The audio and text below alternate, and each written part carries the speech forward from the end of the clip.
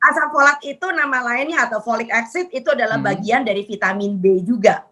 Jadi vitamin B itu ada beberapa, vitamin B1, B2, B3, B4 kayaknya nggak ada, B5, B6 ya. Lalu yang ini B9 sampai dengan B12. So, jadi kita mengenal vitamin B itu ada berupa jenis dan ini adalah vitamin B9. B9 itu kita sebut sebagai asam folat. Nah, asam folat ini dikenal di dunia kesehatan biasanya sebagai suplementasi pada ibu hamil. Karena apa? Karena bisa mencegah terjadinya spina bifida. Hewan apa itu? Oke, spina bifida itu adalah suatu kelainan dalam proses pembentukan tabung syaraf yang ada di sumsum tulang belakang. Yang kalau seandainya pembentukannya tidak sempurna, maka ini penyakitnya namanya adalah spina bifida. Urusannya bisa panjang. Nah, untuk bisa menutup dengan sempurna tabung syaraf di tulang belakang itu, maka asam folat itu bertanggung jawab. Maka dari itu pada ibu-ibu hamil kerap kali vitaminnya biasanya juga mengandung asam folat. Nah, asam folat yang diizinkan itu paling-paling cuma sekedar 300 sampai 400 mikrogram.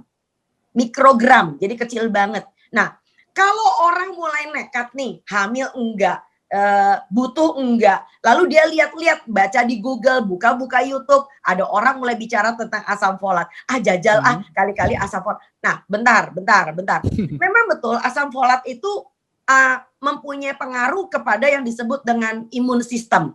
Namanya juga vitamin. Dan asam folat dalam beberapa penelitian disebutkan itu menyebabkan masalah penyakit paru khususnya itu menekan yang disebut dengan reaksi reaksi inflamasi, reaksi peradangan. Jadi itu sebabnya kepada orang-orang yang masih dirawat dengan kondisi COVID-19 positif, itu dokter seringkali ada yang memberikan suplementasi asam folat. Tapi bukan berarti orang yang sehat seger buger, maaf seperti Anda dan saya, atau kita cuma sekedar OTG lah, atau kata orang tanpa gejala, lalu kemudian gue nggak mau sampai masuk rumah sakit, jadi mendingan gue minum asam folat. Saya rasa itu tidak bijaksana, ya. Apalagi kalau asam folatnya di atas yang kita butuhkan. Misalnya di atas 800 mikrogram sampai dengan 1,2 miligram, itu dalam beberapa penelitian disebutkan menyebabkan serangan jantung. Nah, jadi nggak bisa dimain-mainin ya. Jangan menganggap bahwa vitamin B nanti kalau kelebihan paling juga nanti dibuang ke dalam pipis. Entar dulu. Anda pernah baca nggak jurnal, pernah baca nggak penelitiannya kalau hal ini menjadi kebablasan. Dan juga vitamin asam folat ini amat berpengaruh pada orang yang punya riwayat epilepsi, kejang. Maka dia bisa menjadi pemicu, jadi tidak mudah.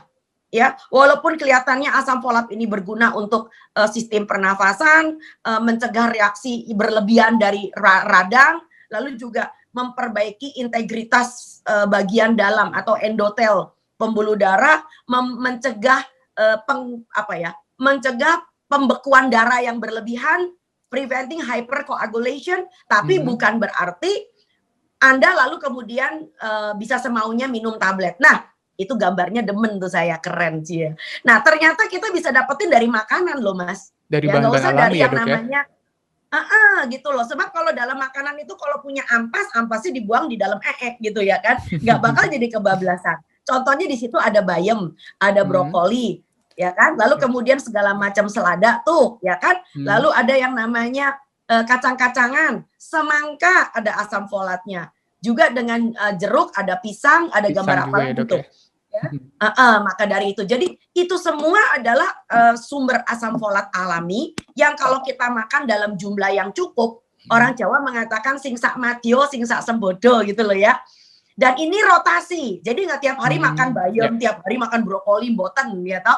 Jadi kalau misalnya Senin pakai sayur bening bayam, Selasa kita pakai brokoli capcay, lalu kemudian hari Rebo kita pakai lalap ada selada, maka Anda setiap hari pasti dapat asam folat, nggak usah khawatir. Ya. Gitu, berarti Mas. Emang dasarnya tidak harus dikonsumsi berlebihan ya, Dok ya. Yang penting tubuh tercukupi asam folat. Betul. Terima kasih sudah nonton. Jangan lupa like, subscribe, dan share ya.